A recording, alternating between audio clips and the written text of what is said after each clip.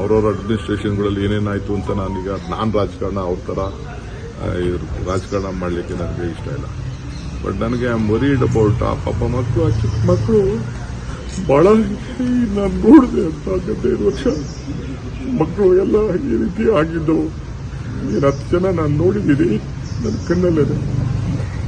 ಯಾರು ಯಾವ ಫ್ಯಾಮಿಲಿನೂ ಡೈಜೆಸ್ಟ್ ಮಾಡ್ಕೊಳ್ಳೋಕೆ ಸಾಧ್ಯ ಇಲ್ಲ.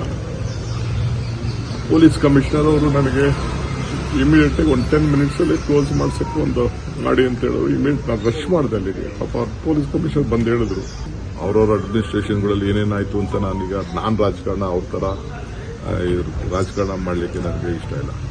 ಬಟ್ ನನಗೆ ಐ ಆಮ್ ವರಿಡ್ ಅಬೌಟ್ ಆ ಪಾಪ ಮಕ್ಕಳು, ಆ ಚಿಕ್ಕ ಮಕ್ಕಳು ಭಾಳ ನಾನು ನೋಡಿದೆ ಅಂತ 15 ವರ್ಷ ಮಕ್ಕಳು ಎಲ್ಲ ಈ ರೀತಿ ಆಗಿದ್ದು 10 ಜನ ನಾನು ನೋಡಿದ್ದೀನಿ, ನನ್ನ ಕಣ್ಣಲ್ಲಿದೆ. ಯಾರು ಯಾವ ಫ್ಯಾಮಿಲಿನೂ ಡೈಜೆಸ್ಟ್ ಮಾಡ್ಕೊಳ್ಳೋಕೆ ಸಾಧ್ಯ ಇಲ್ಲ.